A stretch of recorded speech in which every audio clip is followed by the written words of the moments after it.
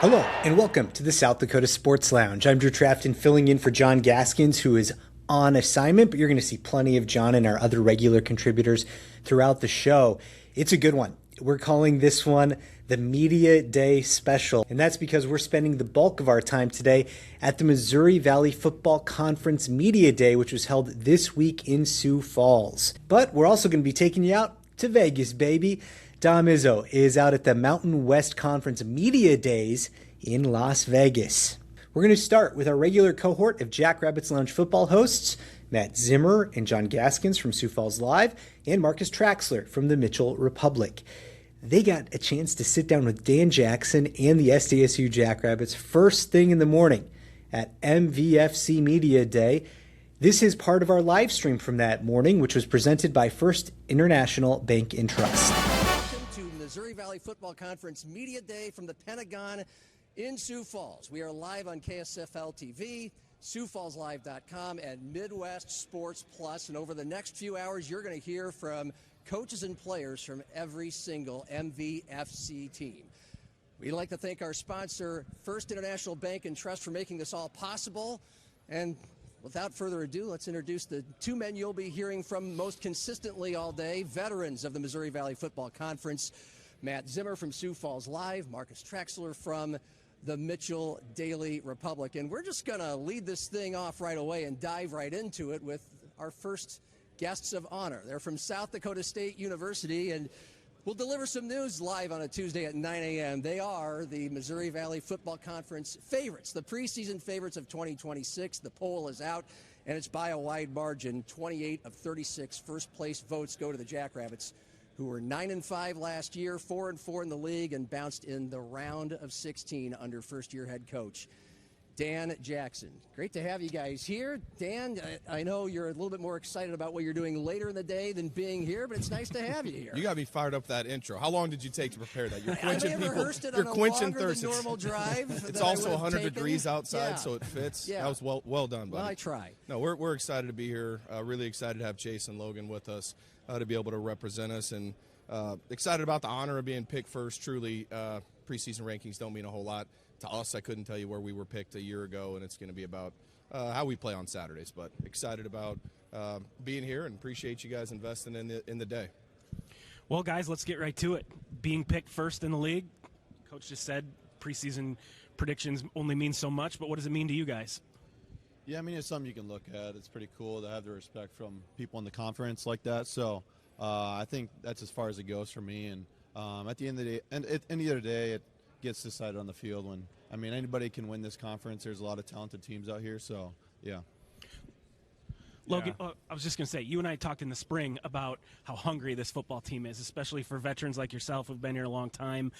When you get that, the poll comes out, it's media day, it kind of is like, okay, we're almost to the season. Just sort of what's the mindset like, the attitude of the team as the season's coming close and all that stuff you've talked about, being hungry for a championship.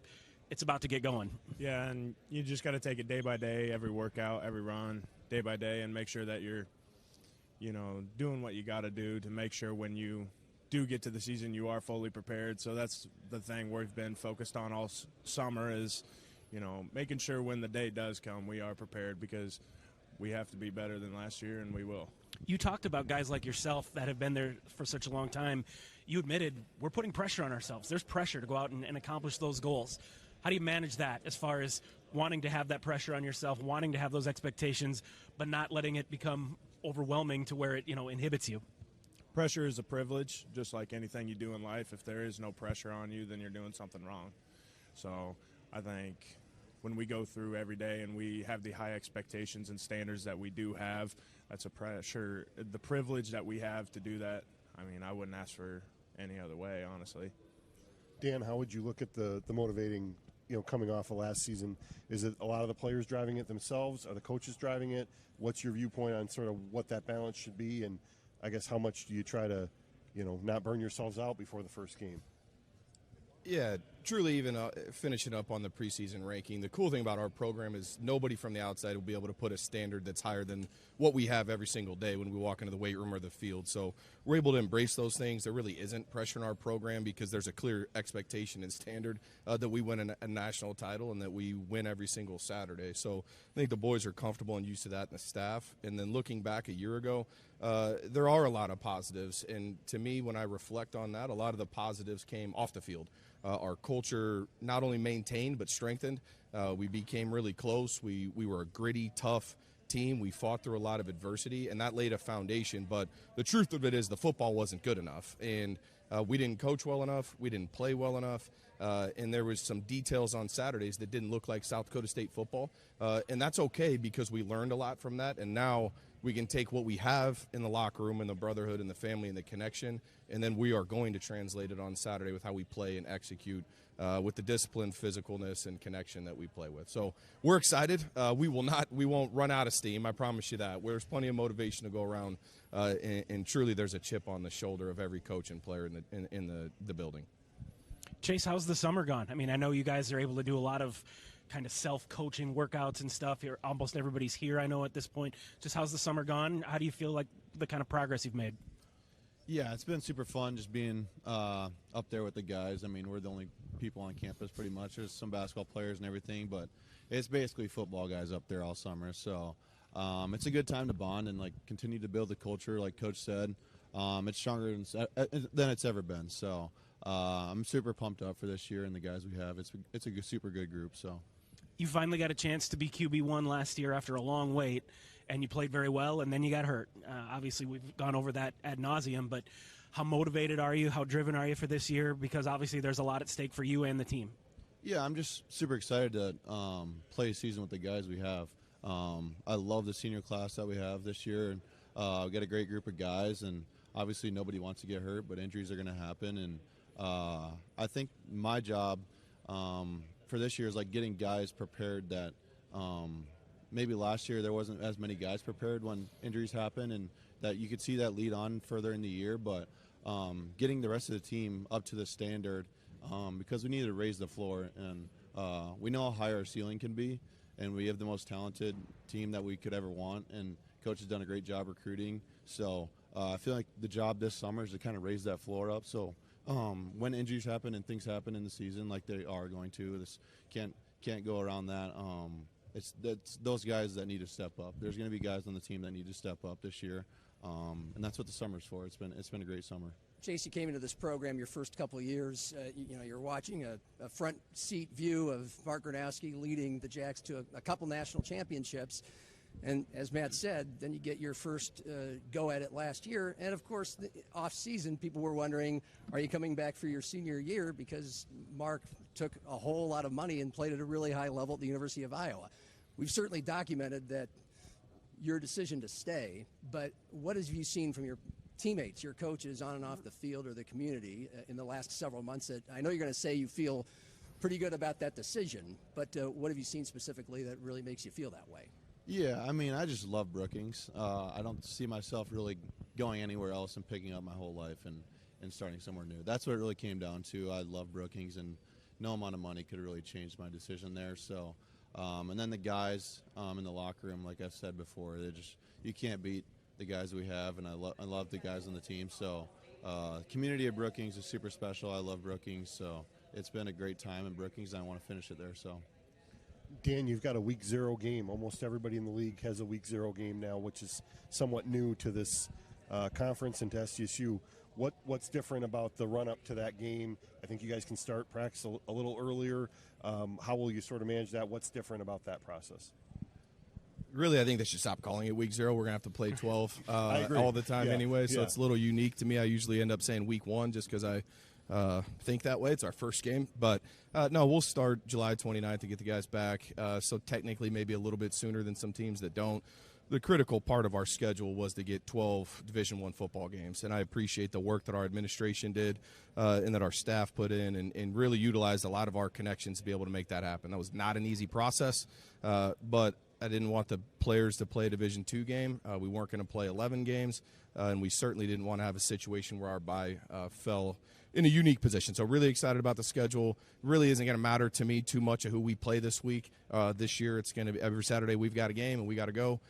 So we're looking forward to getting going on July 29th. It'll be a lot of fun. Well, we can't wrap it up without asking about the team that isn't here this year, North Dakota State. I mean, we have to address the elephant in the room. How do you address that? First, I appreciate, because last night I met with these guys and I talked to them about which questions they're going to get answered, and you've asked every one of them. So, that predictable? Yeah, I'm just giving you a hard time. I would say two things. First, do we want to play that rivalry? Certainly. Would I love to play that game in the future? Certainly. Did we try to get that game on our schedule still this year? Definitely. But they made a decision. What I'm grateful for is the decision that we've made is we all want to play for a national title. Look at our conference. Look at the talent and the coaching and the depth of our conference. In a lot of ways, I think this is the best conference, one of the best in the country, certainly one of the best in our region, and I'm just grateful to be playing in that conference and have an opportunity to win a national title. That's something that I was not able to do as an assistant. These guys have one, but I know they want one for themselves, leading the team too. So it's a lot of fun, and it's motivating to be able to play for a national title. How long had you been practicing that answer? Just came up with that. I'm a little bit go with the gut here, John. I'm a go with the gut guy. I'm not too scripted. Head coach Dan Jackson, quarterback Chase Mason, and defensive tackle Logan Green. Jackrabbits opening home against Stetson on August 29th. Thanks for kicking us off, guys. We appreciate it. All right, you Coyote fans are probably wondering, what about our guys? Well, our live stream did pick up a full interview with those guys, and you can watch that on your own on our live stream at MidwestSportsPlus.com or SiouxFallsLive.com. But John Gaskins also got a really interesting opportunity. Throughout the day, he had a chance to call out the coaches one-on-one as they were passing by, and he got some good sit-down interviews, including one with the guy now heading USD's football program. Well, here we go with the guy with the second-best jacket at Missouri Valley Football Conference Media Day. He's Matt Vitztham, the head coach of the USD Coyotes, and man, I mean, I know you've gotten comments already. So, I mean, what have you heard so far? Yeah, I've had a lot of comments, which my goal was to make sure everybody talked about this and not what I was saying today. So the goal it's worked. It's been achieved. So, yeah, I'm not much of a dress-up guy, so I credit my wife for this. That's so, even better. Yeah, that is way better. That's head coaching PR 101, by the way. A little smoke and mirrors. That's right, baby. Right. I mean, you haven't been a head coach, but it feels like you've done this thing a time or two. Did you get some advice? I've watched a lot of these. Okay. All right. Yeah. I've watched a lot of these. I know what not to do, I think. Okay.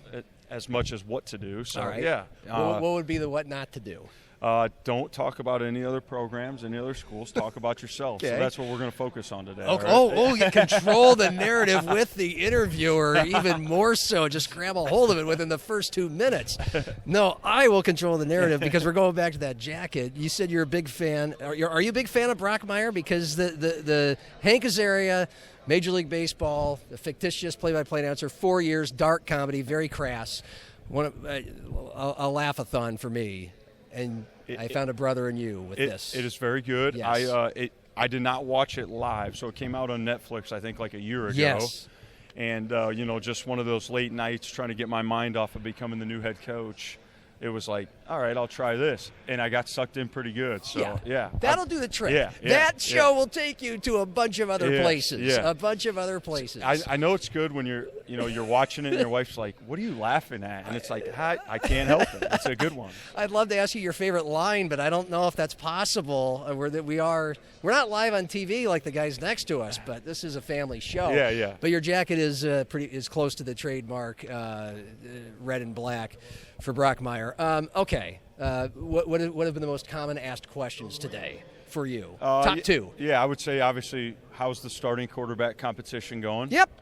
And how has the first 6-7 months been as the head coach? Yeah. So there you those go. are the top two right now. Okay, and I asked you those questions about 3 months ago. Yeah. There's probably been some developments, but and I'm going to talk to you again before the season starts. But okay, how did the season end with the 3-horse quarterback race? I'm sure you've picked a winner, and you're ready to tell us all this right now. I'm not going to break it today. Sorry. Have you really picked a winner? We have not. Okay. No. We're going to head in here, I think, by the end of kind of that first week, 5-8 practices in, we're going to talk about moving a guy kind of into that role and taking all of the reps with the ones. Yeah. I think that's kind of been our plan for the first 5-6 months here is, it's been pretty open. Yeah. See if a guy can really kind of take a hold of it and keep that job. So, like where we're at, continue to say that, like who we've surrounded them with, more importantly. Yeah. And just to continue to reiterate, we don't need you to be Aiden Bauman. Be yourself, right? Yeah. And that'll be plenty good with those 3 guys. You had a few practices, several practices after we last talked. And if there's not like one guy overall that emerged, what did you see? If you want to go through them, bing, bing, bing. Yeah. How would you evaluate what you saw, especially the positives from each guy spring practice? Yeah, I think Nevin Cremascoli. Like I know what we know what we're gonna get with Nevin, right? And there's a certain level of comfort with that, right? And there's that consistency factor of who he is, right? Austin Majeski, the freshman, would be a redshirt freshman next year. He's got that wow factor. You know what I mean? He's got a big arm. He's going to make some big plays, just kind of honing in on, limiting the damage of a freshman, right? Yeah. And I think that's going to be key for him in kind of this race. And then Jackson Proctor, for him, his legs, right? His ability to run the football and our ability as a staff to adapt to that type of quarterback. That's kind of the 3 things I would say kind of coming out of that we think we know about those 3 guys right now. Yeah, and again, I'll bring up a question, but maybe there's a developed answer from 3 months ago. How are you gonna with 3 different? It feels like 3 different skill sets. Yep. But you also want to have an offense. You have a playbook, so you have an offense. So. Do you fit the quarterback to the offense? Do you fit the offense to the quarterback that you're going to pick? I think you can't start from scratch. There's a little bit of both to that. Obviously, we're going to have the ability to run the football at South Dakota. Like that's in our DNA. We believe that's how you win football games. Yeah. And then really trying to find the strength of that quarterback and bring it out, right, schematically. And that's why I talked to you a little bit about early on in camp, trying to make a decision so we as a staff can really start to put that plan together for that guy. Right, because it will be a different plan for each of them. They each have a different skill set. So that's our plan right now. I know we've talked more this summer about what we're going to do schematically in offense than we probably have in a really long time. So we're ready for it. I'm ready for that to play out here in the first, like I said, week or 2 of fall camp and move forward. We were talking about what you're going to do, just general approach and philosophy, or – what do you mean by that? I think, how to incorporate the quarterback into your run game, right, and how much to do it. This is a very physical football league, right? Yeah. Like, you can't have that guy having 20 carries a game, but you can't just, hey, we're only going to run him in the big games or the big situations. You can't do that to him, right? Yeah. You've got to have that ability to maneuver through when and how to utilize his legs. One kid might be better using his legs off a drop-back pass. He can extend a play and scramble around. Yeah. Another one might be, hey, he's +1 in the quarterback run game. So we're figuring that out. I think we've got a great plan for each guy to bring out their strengths. But once we make that decision, then it's all in and all steam ahead on that. All right. And then, of course, I have to ask you about Charles Pierre. It was back in the spring. Correct me if I'm wrong. It kind of felt like, hey, he's getting to practice again, but he can't really go full throttle. He's still trying to learn what he can and can't do. You want to be careful. But again, how'd the last stretch of practice go? And more importantly, how's that leg now? He's good. He's ready to go. Obviously, LJ had an unbelievable season last year, and he's gotten a lot of credit and, all of those things. I think Charles and Keandre are both ready, kind of itching for their turn. Yeah. Just like any great player, when you sit and watch, you learn a lot, and I think you also are very, very anxious to get back out there. And I think both Charles and Key are both very, very anxious, and we're going to have to utilize both those guys because they're dynamic playmakers that can change a game in a hurry. It's going to be fun to see Key, man. I mean, he's a rock and roller for sure. Yeah. I can't imagine some of the damage you guys could have done if he was just a little more healthy last year. Yep. And we've talked about the defense, Chris Dixon, and just as we've mentioned, buried a little bit because he doesn't get a lot of the tackles. Yep. But what do you guys see him do that is so dominant and special, and particularly what do offensive linemen he squares up against experience? I think Chris Dixon is – I've told you this before. He's one of the most underappreciated people in our building and in our league, right? Yeah. The refusal to be blocked by one person is incredible. You're going to have to take two guys, which if you take two on him, frees up a backer or frees up another D lineman, right? So he has been that steady force in there that plays down in, down out. A guy of that size, his durability, right, his conditioning level, it's second to none. And it's really, really what sets the tone for our defense. Nobody has an appreciation for that unless you're in that film room and you understand exactly what he's doing and how he's doing it. So he's really, really at the forefront. But I think our defensive line is going to be incredible this season. I think we can go 7-8 deep at that position. There's some new faces. There's some old faces, some guys that have really developed. So I think we got a chance to be really good in the trenches, which that's where we want to be built and where you have to be built in this league. You know, it's tough for me to sometimes ask these questions in this setting because I asked some of these back in spring. Some people heard them, some didn't. I mean, it's been 3 months. People don't remember. But a very important part of this equation is obviously, yes, you as a first-time head coach, but more so the decisions you're making in a game as the guy now, particularly fourth down. Are you going to – I know it depends on where the field is, where on the field you are, to punt, to go for it. It leaned more conservative in the last year with Travis. You had a great defense, so that's great. But with you, where are you coming out right now and how you're going to dial into those situations? Yeah, I think just trying to do the best I can to have a feel for what's going on in the football game, right? That isn't, I think a really, really poor decision to be go into a game and say, hey, we're going for it on fourth down, right? If we're dominating the line of scrimmage and our backs are continuously falling forward and we're moving, we're going to go for it on fourth down, right? But if we've shown, hey, we're getting some knockback and we're not moving the line of scrimmage and they're moving us, then maybe the decision is to punt it away. So I think, stepping back, not calling plays, right, and having a sense of where the game is and the feel of what's going on in the game, and not letting my emotion get the best of me. I am probably a little bit more emotional than Travis and Bob.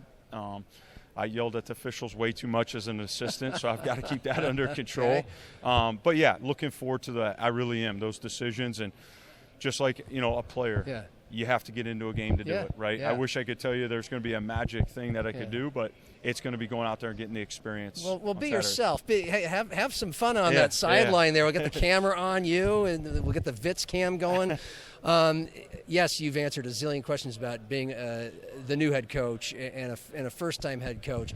How have you seen players respond to you, and maybe, of course, defensive guys because you weren't around them as much, but respond to you differently? What are you feeling from them? Yeah, there is a sense, just like anything when you become the boss, right? There is a sense a little bit of more looking up, and it's like I've really tried to avoid that. I think what got me into this position was the relationships that I had built with players. So making sure, and this is very hard, and I think I've learned this from all the head coaches last night, having the ability to talk to them, not getting bogged down with all of the other things and still making sure the players are the priority. Go ahead. What do you feel like is the most under-talked about sneaky thing that you have going on right now that you're really excited to see pop? You're saying, that's exciting that our team's going to have? A play or an aspect, a position group. I really think both sides of the ball, it may not pop, but I think our offensive line is going to be much improved. We were pieced together pretty poorly there last year. We made it work. And I think our defensive line, I think watching those two go at it in spring practice was huge. Super excited about where we're at there. I do think one guy that I'll tell you that I think is primed for a really good season is Braden White. He's a receiver. We saved his red shirt last year, which we didn't have to do now with the 5-for-5. But excited to watch him. He's a very, very dynamic player that's going to bring a lot of excitement in that dome. Okay, have you seen the preseason poll? I have. Where are you guys again? We're fifth. You're fifth. How do you feel about that? The cliche thing would be to say it doesn't matter and, we're focused on us. But, there is a sense of, that's what people in our league think of us. We're fifth. We're coming off of 3 straight playoff appearances, more Missouri Valley wins than anybody in here. So, there's sole second place last year. There is a sense of, hey, the lack of respect in Vermilion is real, and we play to that, right? That's who we are. That's who I am. I know there's doubts and concerns about me, about our quarterback. But that's who we are. We're a chip on the shoulder, blue-collar team, and we'll play into that. Yeah. Don't worry. The natural question was going to, yes, are you going to lean into that? Absolutely. And you are. Yeah. Has there been a consistent lean into that anyway in your time there? Yeah, I mean, I think you have to go out and earn the respect of this league. Yeah. Has been virtually every season I've sat in the team room, that's what it's been, because this is where we're pretty much consistently picked, right? Yeah. We're never ahead of the other Dakotas, right? Somebody always has a better quarterback than us, and they just place us down there in the kind of the middle, and we just say, hey, let's go earn some respect. Yeah. And the only way to really earn the respect, you can talk about it and say this and that, hang it in somebody's locker, but you got to go out between those white lines, and you got to be about it. And I think I got a group of guys in that locker room that's about it, and we're excited to go show it. What kind of momentum have you been feeling in the community? I mean, if you're out and about, when you're out and about, of the anticipation for not just the football season starting, but where things are headed? Yeah, I think right now, as an athletic department, there is an extreme amount of excitement of where we're going. Right, we're playing in a lot more meaningful games, a lot more impactful games, and we are starting to have some conversations that I don't think have been had there about national tournaments and national championships and things like that. And pressure is a privilege, right? I mean, it's starting to be a little bit more pressure in Vermilion than there ever has to get some things done, which is great. We've earned that. But the community's great. They're behind us. Yeah. They support us. I've told you this from the jump. I love our community. I love Vermilion. It's really kind of who I am, and that's how I grew up. Yeah. So, they're all in. I can tell you that. Their expectations are higher than ever. Hey, by the way, one last one. You mentioned the coaches got together last night, players. What kind of event was that? What was the setting, and what was so the coaches, we went out and had dinner together. Okay. Obviously, I'm the new guy at the end of the table. Oh, come on. I wanted to make sure there wasn't a ninth green at 9, a Happy Gilmore or some meeting I wasn't supposed to be at. Yeah. But the players, they went to the golf deal there on the end of town. Okay. Had dinner. Guy said it was awesome to interact with. Did they go to Great Shots? Great Shots. Okay, yeah, very good. Yep. We didn't go. We got to go do dinner, so it was great. All the head coaches in here have been awesome to me, you know what I mean, as the kind of the new. I told them, I'm like, this is the third guy now in 3 years that you guys have had to sit with, so hopefully we can make it a few more than one. Yeah, well, good. And you felt right at home, right? You're comfortable in that? Yes and no. Are you comfortable in those situations? Yeah, I mean, we'll make it work. Yeah, okay. Yep. Need a little bit more experience in those situations, but we're going that direction. Does bourbon help? Old-fashioned helps. Yeah, okay. Oh, that's right. You're the old-fashioned guy. Okay. Some of these guys are straight, like Brock Spack. Straight bourbon. Yeah. Travis Johansson, straight bourbon. Yeah. But I'm with you. Let's get a little something in there. Come on, let's get a little. It's okay to put a little sugar in there. I agree. Not too much. Yep. Hey, appreciate it. Thank you very much for doing this. Thank you. Thanks for as always. Thank you. Yep. Matt Fitztham, head coach of USD. To a different city now on a different media day for a different conference. Don Mizzo took his show Hot Mic on the road live to Las Vegas, where the Bison, the NDSU Bison, were participating in that event for the very first time. Dom sat down with Assistant Commissioner John Sullivan of the Mountain West Conference to talk about how the conference played a role in helping the Bison skip that probationary period to become bowl eligible. Old Trapper Mountain West Media Days, getting ready to rock and roll here. Just under a half hour, the Commissioner of the Mountain West, Gloria Navarez, will address the assembled media. We'll hear from her coming up then, and we'll hear from a few of the Bison players coming up in our second hour. Really pleased to be joined by the Associate Commissioner of the Mountain West Conference, Mr. John Sullivan. He's going to start charging me for the amount of times he's been on. He's been a frequent guest since NDSU has officially been joined the league. It's great to see you. It's here. I feel like this is like the official kickoff to get going for the new season. Yeah, I feel like whenever we get to football media days, all the prep that comes into this, and once you get through it, football season's here. Right? Yep. Describe the run-up on this. We talked back in February when you came to Fargo about the anticipation of adding 3 new members in. What has the work been like to come to this location, a new spot for you guys, and to welcome in, I think, as much media as you had here last year with 2 less teams? Yep, that's exactly right. Because there's a lot of excitement around the league. It's a new era of the Mountain West. There's a lot of momentum that we're really feeling. So, we have a great team here, the Mountain West, and led by Stuart Buchanan, who is managing our media days here. Yeah. And everybody has a role. Everybody puts in the work, and it's turning out really good. We have a great partnership with the Palms, and that really helps as well. I know that's a new agreement you have with the Palms as well. Describe that about working hand in hand with them. Yeah, no, it's we are partnering with them from a hotel perspective. For football media days, basketball media days, our basketball championships here in Las Vegas. So, we'll have as our kind of staff HQ and bring all of our other volunteers and other personnel here too. It's great. I know for people that are going to see going on here today, the broadcast networks are here, the national broadcast networks from CBS, Fox, and the CW. Can you explain what their exact roles here are today in anticipation of obviously the broadcast coming up in August? Yeah, it's really different based on the network, and kind of going through the car wash type with it, right, with the players and the coaches tomorrow. A lot of them will take, recordings, cam footage for the broadcast later on in the season. Some others, we've got the talent here too that are really starting to get used to our teams, starting to get used to our players, starting to get used to our coaches. So for more familiarization with that, I think is, it's really different by partner though. I think it's really interesting, John. There's kind of a unique connection with North Dakota State leaving FCS as the big bad bully there. Boise State has left, who was the big bad bully of your league over the last 25 years. Describe that of how different does it feel without the members that have been here and with the new ones coming in? I think we're more focused just on the new era of Mountain West. Going forward, we have a lot of great institutions, right? And our legacy schools, our new schools coming in, with North Dakota State, NIU, and UTEP coming into the league. I think there's some true just building excitement, building momentum for this season, but not just for the season, right? We're going, we're thinking 5 years ahead, 10 years ahead. What's for the Mountain West? But we have our legacy schools have built a foundation that truly, I think the Mountain West is going to really truly succeed. So we last talked, I think it was the end of May when the TV schedules came out.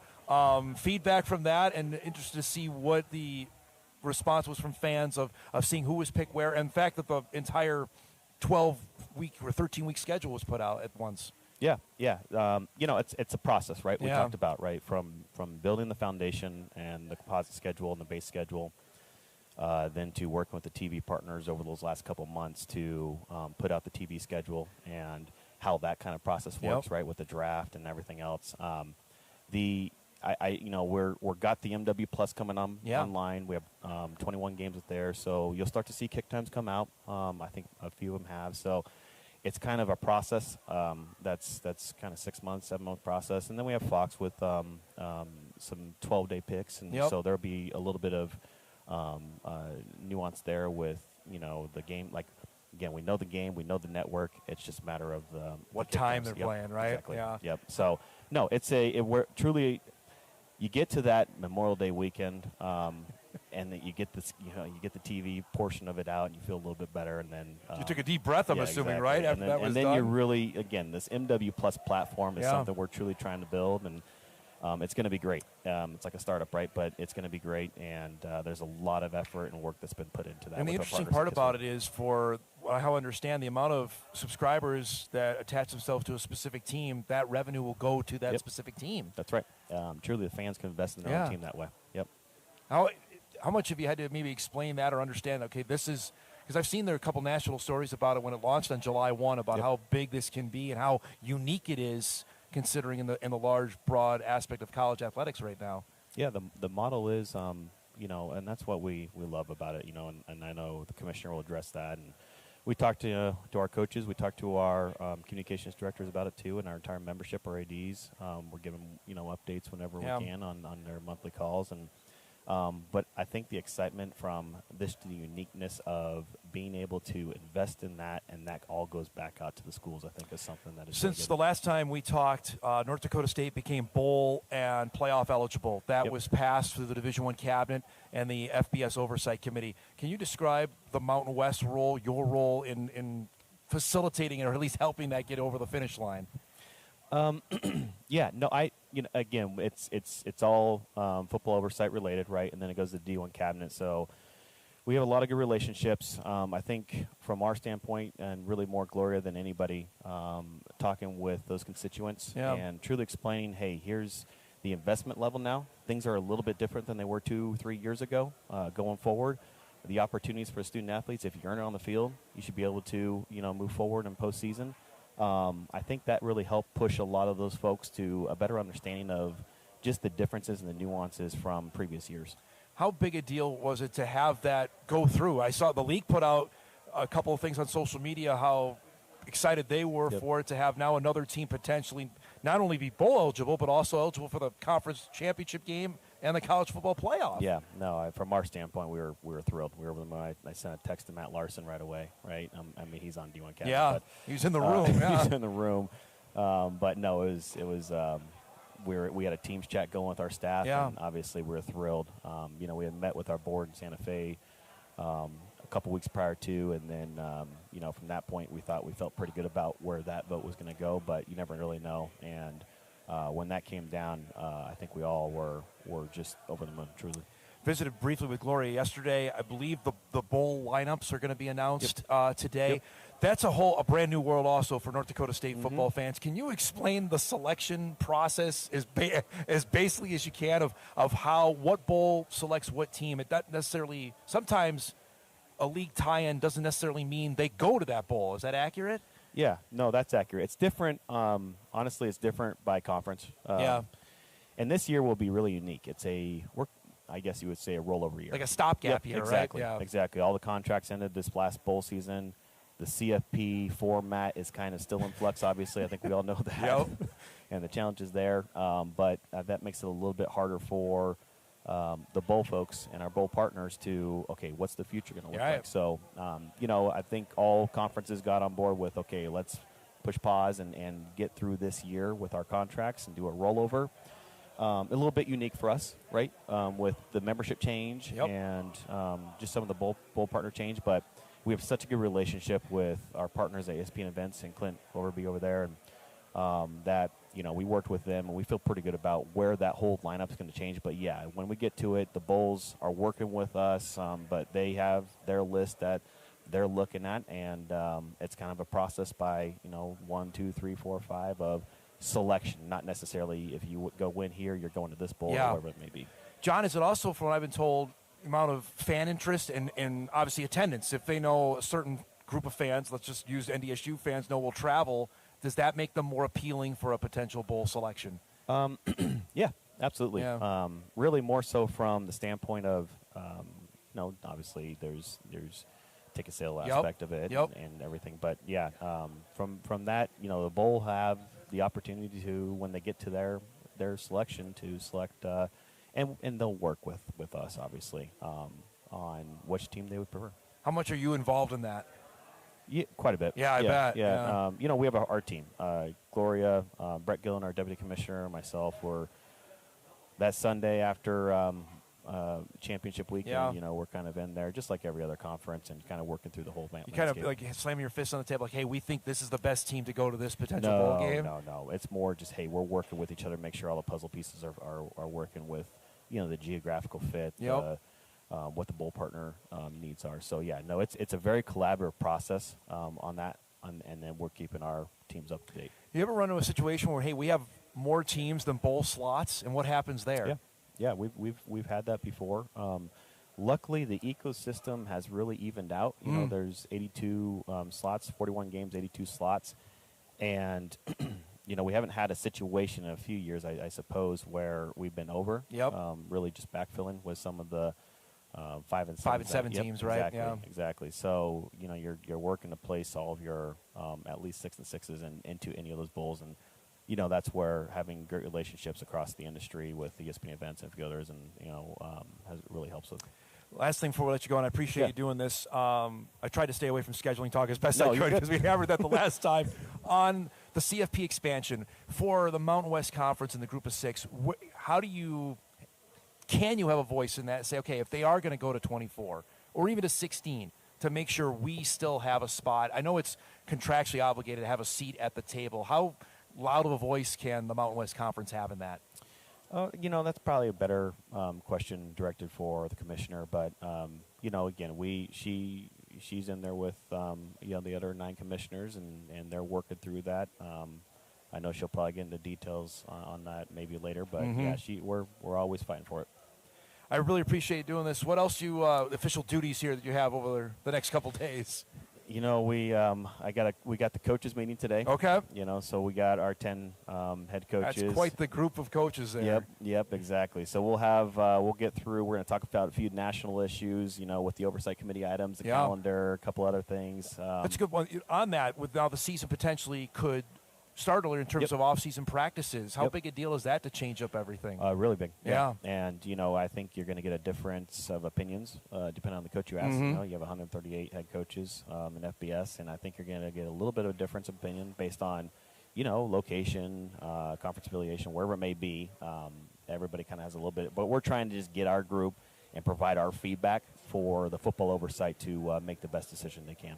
I'm interested. There's a couple on that, and that's topic for the coaches tomorrow. I'm going to ask. The portal window going down to 10 days is really interesting. But on the field, that OTAs and those would be basically allowed if this goes through in August. And it certainly looks like week 0 is done, that now week 1 is going to be the last week in August, which you guys have really bought into that over the years. Week 0, Mountain West has really flooded the zone on that. I'm interested for everybody in the pool how that changes for different broadcast windows now that they have more games available for that last Saturday in August. Yeah, we're no stranger to week 0, right, in the Mountain West.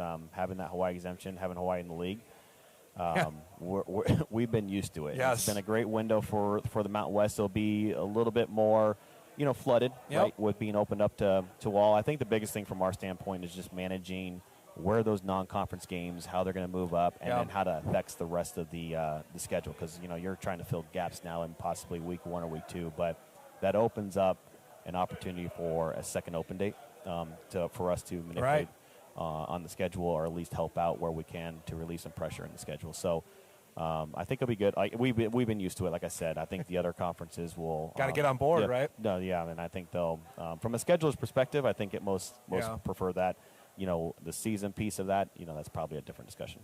Great to see you, bud. Thanks so much for doing this. Appreciate it. Thanks for hosting us, all right? Absolutely. John Sullivan joining us, Associate Commissioner here for the Mountain West Conference. We'll take a break. We come back. We'll wrap up our first hour. You see everyone getting assembled. The Commissioner going to speak at the top of the hour. We'll carry that live for you here as Hot Mic continues live from Las Vegas. We're back after this. And back to Sioux Falls now. In Missouri Valley Football Conference Media Day, where Midwest Sports Plus reporter Zach Borg was out and about talking to folks, including a really interesting conversation with Missouri Valley Football Conference Commissioner Jeff Jackson. Changes in the air at 2026 Missouri Valley Football Conference Media Day. After all, for the first time in 4 years, the reigning FCS national champion doesn't hail from the Valley, and there's a notable team missing from the proceedings. However, Commissioner Jeff Jackson insists the one thing not changing is the Valley remaining the top conference in the FCS. I thought we had a great year, and I think the important thing about the year is that we had different participants. You know, we've got a wide swath of outstanding programs, and I think last year proved that. No question that North Dakota State was a great partner, but again, as we were just talking about earlier, considering who was playing in the championship game, whether it's an Illinois State, whether it's a South Dakota State, whether it's a North Dakota, whether it's a Southern Illinois, UNI, we've got plenty of good teams, so I think we'll take the opportunity to fill that vacuum. NDSU's expedited move to the FBS made it easy to forget that many had been expecting different kinds of change within the Valley. After agreeing to a partnership with the Summit League, which could extend memberships into both conferences in the summer of 2025, there had been anticipation that the Valley might expand.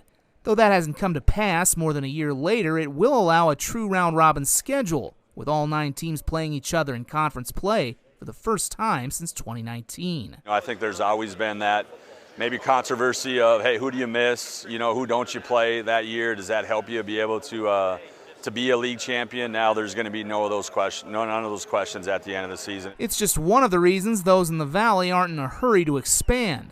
I'm not sure we can be in a better position in terms of just creating the right mix in terms of competition, opportunity for everybody to play each other, and we're not seeing a negative impact in terms of how teams are selected for the tournament. So certainly I think our board, and when I refer to our board, that's our presidents and chancellors, if an opportunity came around that they were excited about, I'm sure they would take advantage of it. But right now, I think the MVFC is in a very good spot. Yeah, obviously, you're looking to add somebody that can competitively compete on a week-to-week basis. So you got to bring your lunch pail every single week in this league. So to make sure that we add somebody that is going to be competitive week in and week out, and then obviously the travel portion of things is critical, that we're not gone too long, right, or getting back too late. I think would be very, very important as well. As illustrated by the climb Northern Iowa, Indiana, and Murray State are facing after each winning just one game last year, despite off-field investments from their schools. As I always say, it's like if you took the 4 or 5 best teams in the SEC and the 4 or 5 best in the Big Ten and combined a conference, that's what we're dealing with. But I tell our guys every week, it's a lot of smart, tough, dependable football being played in this conference, and we've got to be at our best to even give ourselves a chance. For the rest of the Missouri Valley, it may well be dubbed the Year of the Quarterback, headlined by reigning FCS Walter Payton Player of the Year, Bo Brungard, who spurned several FBS offers to return to Youngstown State. What a run from the Youngstown quarterback! I just felt led in my heart to stay home, and so I just abided by the Lord's will. My dad played in the 90s, and you hear about those stories growing up, and so it really does mean a lot to me to play for YSU. It's bigger than just me, so I wanted to do it for my town and for the city of Youngstown as a whole. Me and the guys who came in 2022, when we were freshmen, we set out to do something, and we wanted to finish that. Brungard is one of 6 returning starters under center.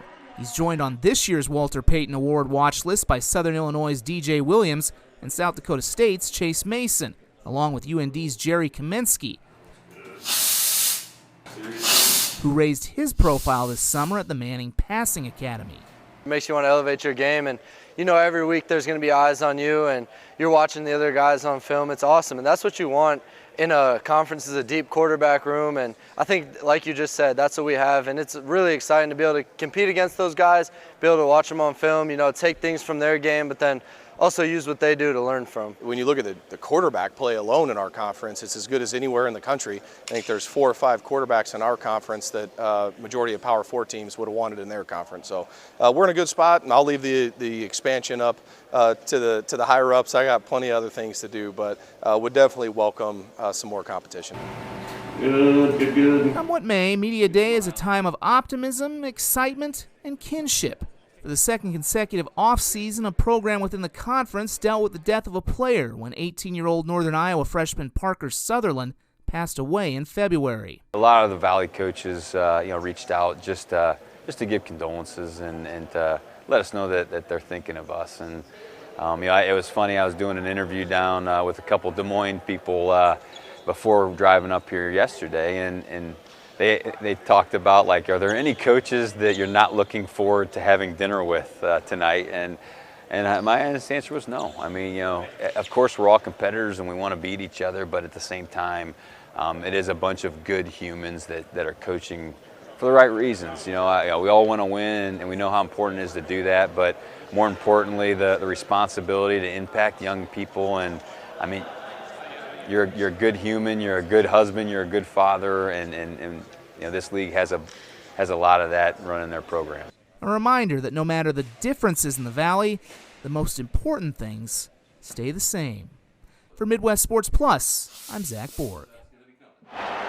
We hope you enjoyed this special Media Days episode of the South Dakota Sports Lounge. Remember, you can catch John Gaskin's show Monday through Friday and Don Mizzo's show Monday through Friday on SiouxFallsLive.com or MidwestSportsPlus.com.